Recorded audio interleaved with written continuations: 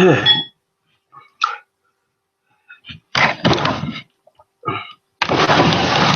we are live. Hello, this is DJ Mega Game 17, and today I'm doing a Bleach discussion on the topic of the 5 war potentials, which is something that's been addressed in this recent chapter. I actually wanted to do it like the day after, but crap came up, so that didn't work out too well. Actually, you don't know about it, and I'm not going to get into it. But before we get into this, because I'm streaming this live, I have to open up another page. Actually, I need to go on my channel to see if the sound thing is working. Because, well, alright, I did a live stream recently and the sound thing messed up, I guess. So right now I need to see if the thing is working before I actually get into this discussion. So, and for anyone that's watching this, thank you for watching. As far as the chat thing, I did try to enable that, and, well, right now I need to see if the thing is working. Good, it's working! Alright, good, it's working. Yeah, I tried to enable the chat, but, didn't work out too well. I could probably enable other things. I tried watching a video about it. Apparently it said I need like 100 subscribers, but that was like for a video back like 2013, I think it was, or 14. I'm not sure if that still applies now, but I'm going to assume yes. If that is the case, then that means I cannot use the chat until I reach 100 subscribers, and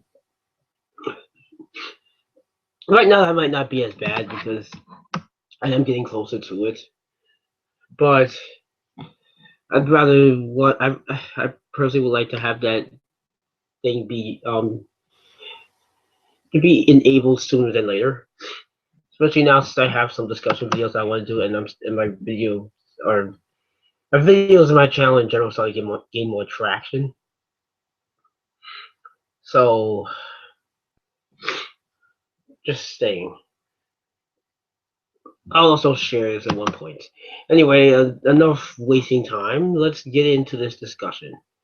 Alright, so I should mention, if anyone's not caught up to the recent chapters, you should not be watching this discussion video. Alright, so anyway, this week's chapter was actually quite interesting, or I guess I should say it's last week's chapter, technically. It was an interesting chapter. I should probably get to my thoughts on the chapter itself before I get into the actual meat of the discussion. But I think it was a cool chapter. It had a mix of comedy and there's some fan service. Some people liked it, some people did not, but a lot of people liked it. And that stuff was cool. It was nice seeing Kisuke and Yoruichi asking to all interact with each other. But of course, the biggest meat of the discussion was, of course, to reveal the 5 war potentials. I I would like to mention this because I think it's really funny that this was a major plot point that a lot of people have been waiting for to get addressed, especially myself, and a lot of people just kind of glanced over it because of all the fan service. Like it's kind of like pushed to the side. I've actually seen reviewers completely skip over it. Like I'm I wouldn't be surprised if some didn't even notice that was even revealed. And the ones that did, they seem to just skimmed over it and it's like, oh look, Yolich has that behind though. And yes, there's been a lot of booty jokes. Some people making jokes saying like this chapter literally ass cheeks. That was funny. That one comment on the phone's channel, that was funny. Anywho, okay. So they actually gave us the order of the war potentials, who the war potentials are, and why they're war potentials. Now we do know, or we've known since chapter 582, that Ichigo Kurosaki is the the one war potential. Now as to why this is, you could say it's for several reasons, but the reason they gave is because of his latent ability. And mind you, this is asking who he was discussing this with Yoruichi and Kisuke. Because Kisuke is a war potential as well. So all the people I'm saying he has war potential is practice those in the back. Although you can say that was one of the more obvious ones, or at least he's one of those that should be a war potential. Because and I'm glad he's a war potential. Because like some people are saying, if he didn't turn out to be a war potential, that would have been a huge missed opportunity. But yeah, so Ichigo is the war potential for his latent power. The second war potential is Kenpachi Zaragi, and he's a war potential because of his strength. Now, some people debated that he was the war potential because actually some people were saying that he was actually the original level one war potential before in the first invasion, but due to him losing to either Royd or Juha himself, Juha knocked it down at number two, and Ichigo became number one. I'm not sure about that. I don't know. I don't think Imaji was ever really like number one, but I guess he could have got knocked down. There's also Gary Yusai Yamamoto. He was also considered for war potential, but he was rejected for him not getting his arm restored. Excuse me. Yeah, he didn't get his arm restored, so that's what led to him not being a war potential, and then Juha killed him. So I guess now we go into the third war potential. And that is who was the third war potential? Oh yeah, Ichibe. Ichibe something. I forgot how you pronounce his last name. The monk dude and leader of the Royal Guard, more or less. He's a war potential. Now I'm not sure if he was ever mentioned to be a war potential during his fight with Juha. I'm not sure because it's been a while since that fight has happened. That fight happened back at like the end of 2014. So but anyway, he's a war potential because of his wisdom. And I guess it kind of makes sense for him to be a war potential because he is really like he's really OP, nearly broken. Like really think about it. He's one of those. He's a character that many people lose to. Like Juha is probably one of the few people that could actually beat him in a fight. But I guess that's why he's a war potential, right? So the fourth war potential is Sosuke Aizen or Aizen Sosuke, which I guess whichever way you want to say it. And he's a war potential because of his Reiatsu. And then last but not least, Kisuke Uhara, who's a war potential for his unknown means, which you can look at it as like basically for his Deus Machina. At least that's what a lot of people have been saying. Personally, I would say Mayuri is more of a Deus Machina than Kisuke is, especially lately. Which is one thing I will say. I think Kisuke being a war potential, no, I think Mayuri not being a war potential is quite hilarious. I say this because Mayuri has done more than any of the war potentials I've done in this arc so far. What's really interesting, that's just an interesting point about that. Now, some people are saying that he was going to be a war potential, and I think it would have made sense if he was. I still think he should be, especially with all the things he's contributed in this arc. Plus, he more or less took out an elite, something that the current head captain was not able to do. So that's just a lot. I mean, okay, yeah, he had Nable's help, but still, it was help, not like her to completely take over the fight per se. Like, let's say the now who had to basically take over the fight so Sunsui can, I guess, sort of come out the victor. And even then, Lily Barrow's not even dead. You just got split into 8 pieces, and now Kira's like down to Sarate, I guess more or less offing the rest of him. So Sunsui didn't even get a win there. And Sunsui was another one people would say was going to be war potential. Obviously, he's not, and nor does he deserve to be a war potential. Sunsui. Ukitake was another one. A lot of people saying that might be war potential. For I guess several reasons. Due to him being like one of the elderly captains, his suspect nature, and the fact that he had the right arm of the Soul King within him. But now he may be dead. I don't think he's dead just yet because he still has a Bankai to show. But I will say this: if he is alive and he does show his Bankai, I'm pretty sure he's gonna die immediately after he shows his Bankai. So I'm making one of the things I wanted to discuss is like, is there any characters that you guys would have wanted to be a war potential? Because I'm pretty sure at least two characters are going. I know a lot of people are going to be upset about, which is going to be Ishin and Ryukin, because now they don't really have much to do in this arc. With since they're not war potentials. Let's see. I'm trying to think of all the characters that were everyone was saying were war potentials. Well, actually, people just going down the line of just characters. Some people just throwing random characters. Again, it was Sunsui, Katake, Ishin, Ryukin, Mayuri. I've even heard some people say Tessai and Hachi and Yoichi. Who else? That's like 8 characters. Oh yeah, Hizagi. I've seen people throw him out there. Yeah, I've seen people mention Hizagi. I think some people mentioned the Royal Guard as well. I'm not really sure about that. Maybe not. Well, people of course they were mentioning Yamamoto. Oh yeah, Byakuya, Toshiro, Orihime, even Chad. I've actually seen a few people mention Chad because he the left arm of the devil, whatever it is that he has, what his power is called.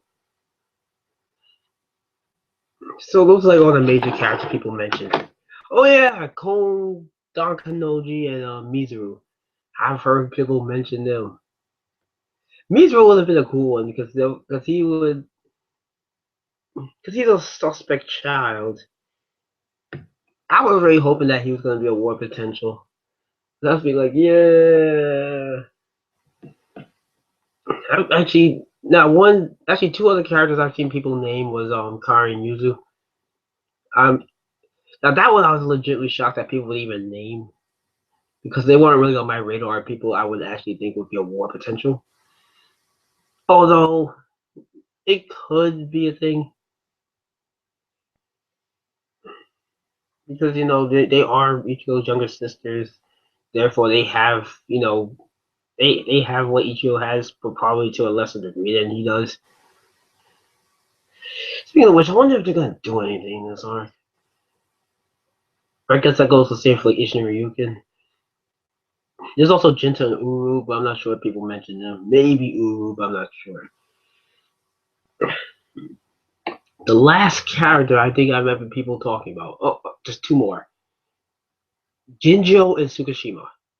Now, Jinjo, I'm assuming is because A, he's the first substitute Soul Reaper. Okay, wait, no, actually 3 reasons. A, he's the first substitute Soul Reaper. B, he's a full breeder. And C, he was able to final power in Ichigo. Kind of like, take his for Tsukishima. It takes, just minus him being a substitute Soul Reaper.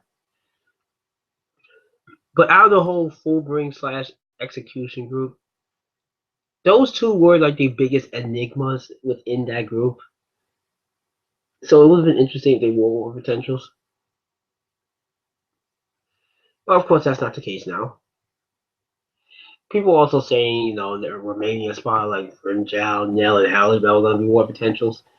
Personally, I thought if any of the spots was going to be a war potential, it was going to be Halle Bell because she's the highest ranked of them. Like, I doubt they would have been aware of Nell. Assuming she was still a kid at the point in time when they invaded the Soul Palace. No, Wakamundo. Grimjow, he could have been one, but that was still kind of a stretch. So it just left the Halle Bell. But I do wonder, like, we still haven't gotten actual explanation of what went down with her battle because we don't know who she battled. and who she lost to. We don't know if she ever really battled Juhabak. We don't know if she battled Kiryu or any other Exterminator. We don't know who she lost to. Another thing too is that from what we know, she's still chained up in she's still chained up in Wake Mundo. Because I haven't seen Grimjow, Nell, or anybody go and rescue her. She hasn't shown up yet. But then again, there's still a lot of characters that haven't shown up. Okay, maybe not that much, but there's still quite a few characters that haven't shown up. You still have a few of the other Fullbringers, because you have Ginjo and his group. They're still down there, down Sarate. Because he was with Ganju. It was Ginjo, Tsukishima, and Giriko. They're still down there for some reason. I don't know why they didn't go with Ichigo. That would have made more sense. But, eh. You still have Jackie and Mo who haven't showed up. You have Yukio and Ruka. They did show up, but they haven't really done anything yet. And I'm not sure if they are going to do something. We still don't know what happened with Koromor and Eva. I'm assuming Koromor is out of commission for good, but Eva, he might still be able to do something because he hasn't done anything yet, like at all. We still don't know what his Zamato does. We don't know what he's capable of. So maybe we might see him fight something soon. Oh yeah, Shinji. That's the other one people were saying that's going to be a war potential. Yeah, I completely forgot about Shinji. Now, as far as why people would say he was going to be a war potential, simple. He's a leader of advisors. That would be reason enough. Plus, he has a pretty hack Zamato if he actually used it right. And he hasn't gone Bankai yet, so there's a plus there. I'm hoping that he gets his time to shine in this current fight these people are in the Soul Palace, because right now they're battling the Miracle. Toshiro's there, so I'm hoping that Toshiro and Shinji team up, and they get to use their Bankai to its fullest capabilities and take this dude out. And if anyone else wants to join in, they can too. I guess Rose could join in too, since he still get to show his full Bankai, and Love, because he needs to show his Bankai. Like some of the other visors, they still need to show what they're capable of doing now, because we're sure that some of them have new moves that we've never seen before, so they need to do something. Oh yeah, Ron Giku, she's another one people would say was going to be war potential. Now, this I would say would be for two reasons. The first reason being the fact that Aizen did take part of her soul for the whole Yoku, and the second reason being the fact that her apparently, according to Kubo, that her backstory is supposed to be playing a major part in this arc. So that's another reason why people are saying that. Plus, some people suspect that she might have some like ties to Masaki, like maybe she's related to her or something, or the reincarnation of her. I doubt that though, but she could be related to her because they do look similar. And she was Ishin's vice captain, so who knows? Now, now the thing is that now that we know who the war potentials are, what are they gonna do at this point? Because the funny thing about these war potentials is that a lot of them are kind of like MIA. Aizen's still strapped up to the chair. Kenpachi's in a pod recovering from his battle with Pernita. And who was the other one that was MIA? I feel like I'm missing somebody. Oh yeah, Ichibe. He got jacked up by Juobak, and I think he's like currently recovering. So the only ones that's active right now is Kisuke and Ichigo. And Ichigo or Hime are going to. They're currently heading. They're currently heading to Juobak actually, because Uryu right now he's confronting Hashimoto.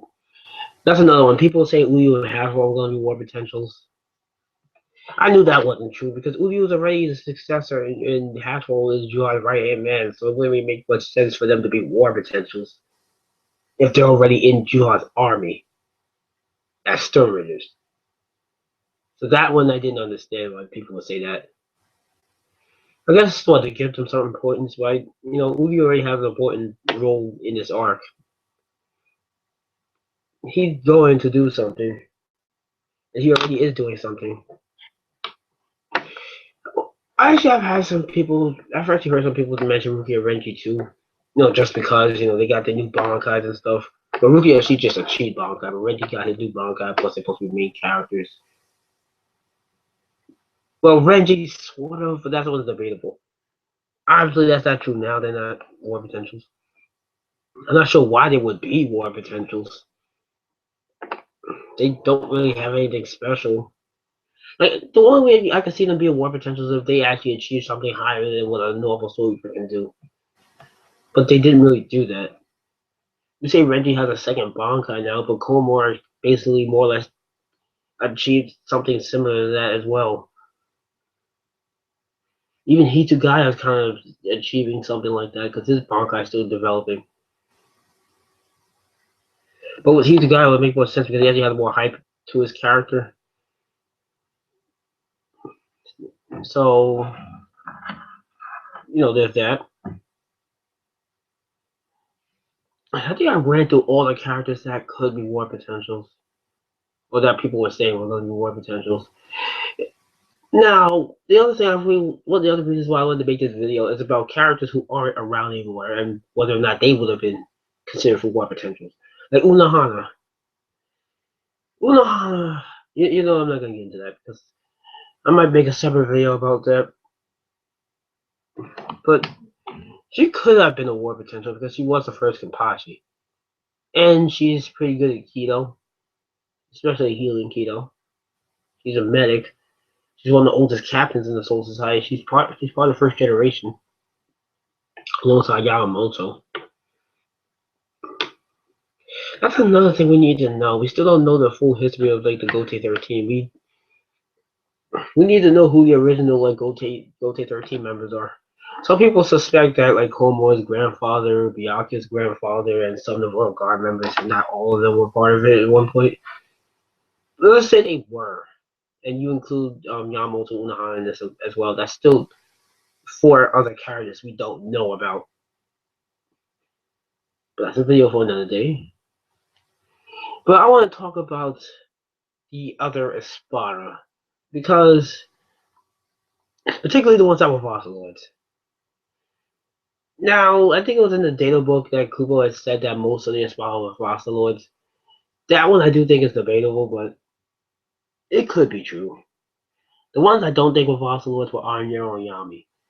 Because I like to think that Yami was probably the strongest Espada slash a raw card who more or less had high growth potential. That's why he was ranked number 0. Kind of like Arnero, he was more or less the strongest Gillian, the wrong card slash Espada.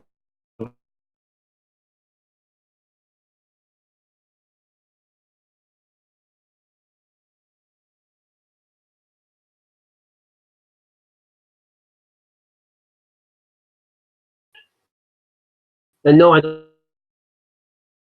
mean the absolute strength also. Because I do think the other ones could beat him.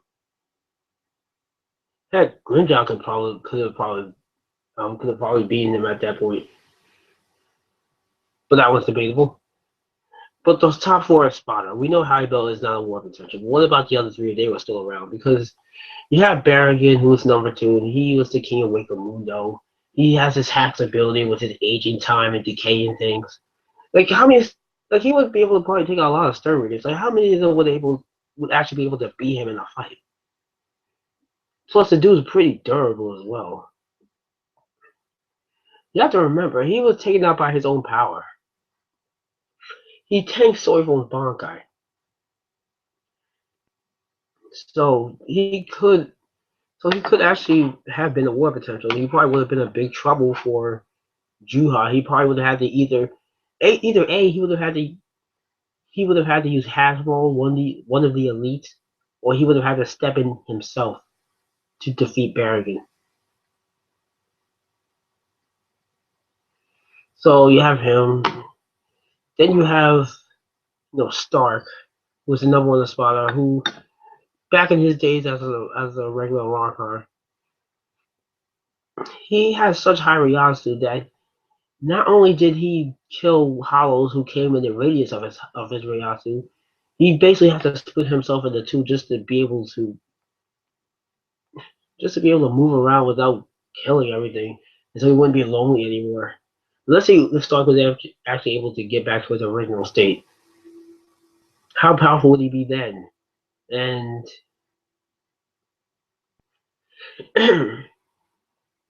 and would he actually be a threat to Julah Bach? Or would he be one of the people that could turn the battle around? And of course, you have Ukiora, who has his double release form.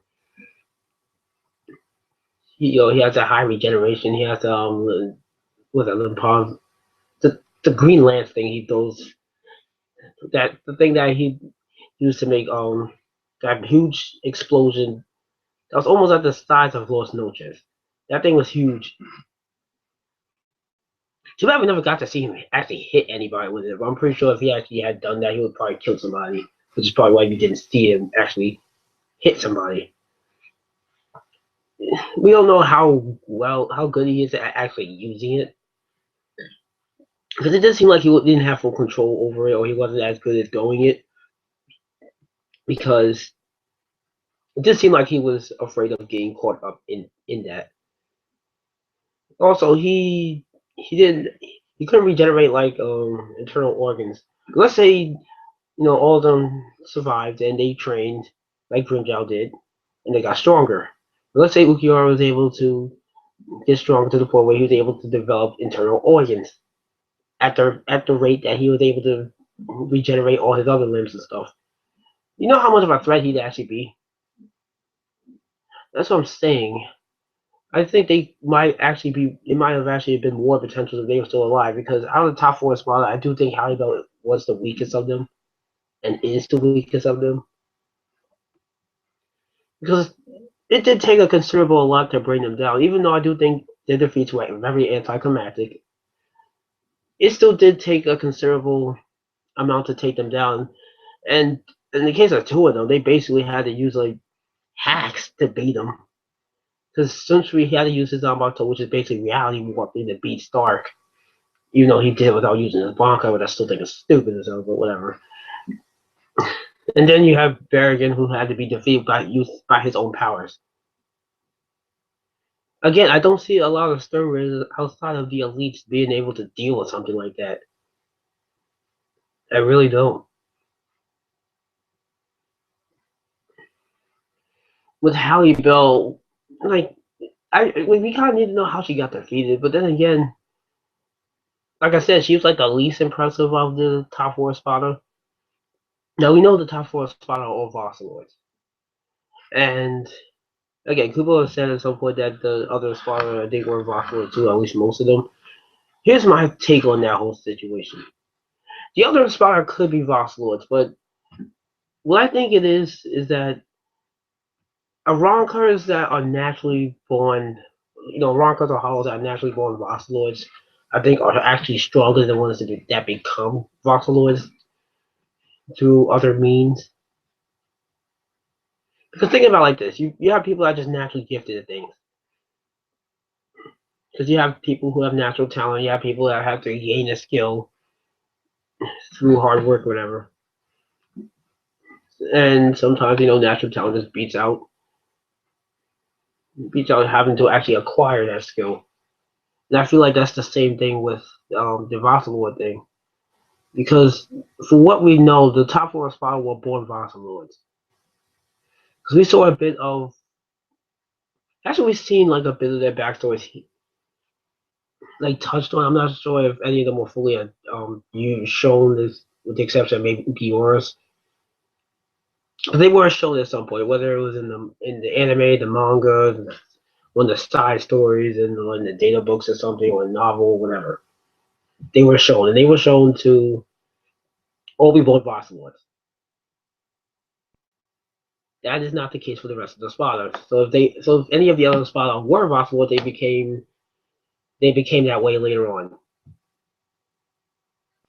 So that will also still go with the whole none of the top four spotters can release in Los Noches thing. And plus, it would also kind of justify some of the spotters being, as hacks as they were. Because a lot of people forget that some of the spotters are actually pretty hacks, like Zio, Zonomori. Noitor not so much, but he had really high durability, and Gridlock he had some durability too. And he was pretty fast, and he did give Ichigo a lot of trouble. That will also kind of justify Ichigo, you know, getting his ass beat by him like twice. I mean, like whipped. But that's my stance on that whole thing.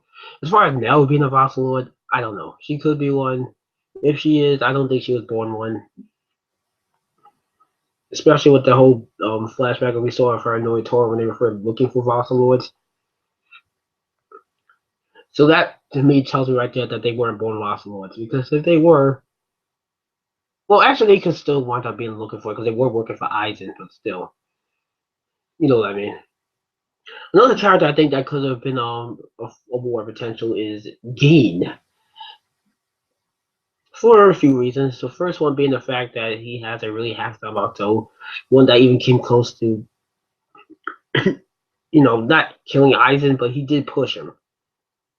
And he did this without any, like, hollow powers or anything, which made me wonder, had he actually gained hollowification powers as well, like Tozen did, had he actually been even stronger. Plus, he's a child prodigy as well, which I think plays a lot into to the power that he has. He's a child prodigy, just like Toshiro at one point. That's why Aizen brought him onto his crew. So maybe he could have been a war potential. Plus, the dude's a troll. He's a troll like Aizen, like Mayuri, like Kisuke. This is why I still kind of wish Mayuri was a war potential, because that way you'd have all three trolls as war potentials. And I really wish Kubo would actually, instead of saying like, for Aizen, like instead of saying, oh, he's a war potential because it's Ryasu, he should have said like, Aizen's a war potential because of his divine trolling. Because his trolling is beyond comprehension. That would have been hilarious.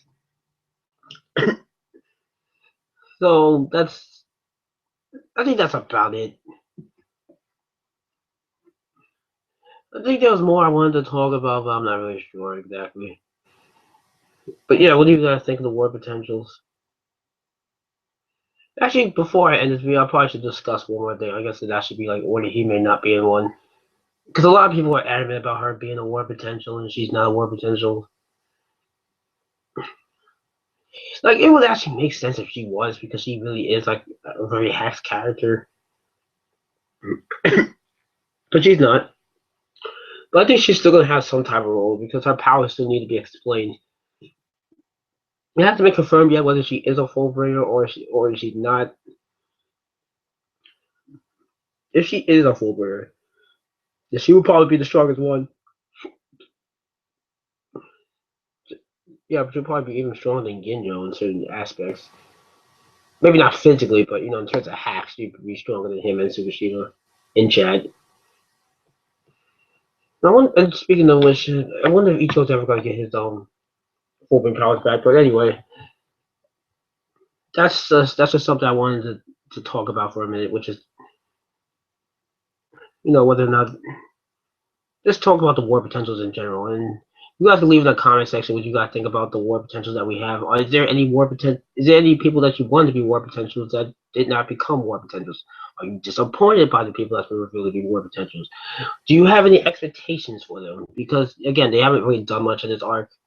Hopefully, they will. We don't know when this arc is going to end. There's still actually 7 days left, which is something a lot of people have forgotten. The Stern Raiders, they are invading the world of living. So we might start getting into more serious stuff. I don't think the arc is going to be ending anytime soon. People are saying it's going to be ending like this year or sometime next year. I don't think so. The earliest I can see it ending will be in 2020. Again, we have 7 days, and there's still a lot of things that need to be addressed. Oh yeah, Yoruichi's Zanbakuto, that still needs to be addressed because we don't know what it is, what happened to it, why isn't she using it? That needs to be explained. The cat form thing obviously needs to be explained what that is. If other people can, because we need to know what it is, how she can turn into a cat. Like, where did that come from? Is that like something her clan can do? or is that like a side effect of the like maybe like failing the 3 day training? Because some people, because there was this one guy I saw in the comment section of one of the chapter reviews. He was saying that he believes that Yoruichi's cat form is a result of Yoruichi failing to achieve Bankai in the 3 day training that Kisuke created. I'm not sure about that, but I'm pretty sure there is a penalty. Personally, I thought it was just Yoruichi, the person would lose their Zanbakuto. But again, that's why the Zanbakuto thing and the cat form thing needs to be explained and need to be explained in detail, not something that needs to be just skimmed over. Hopefully, the next few chapters, with sometime during this fight, will get some type of explanation. So that's that. That's my thoughts on chapter 622 and the whole war potential thing. Rate, comment, subscribe. Let me know what you think. Let me know what you think they're going to do. Let me know how you feel about the war potentials. And who do you think they will fight, or if they will all fight you up. Anyway, have a good day.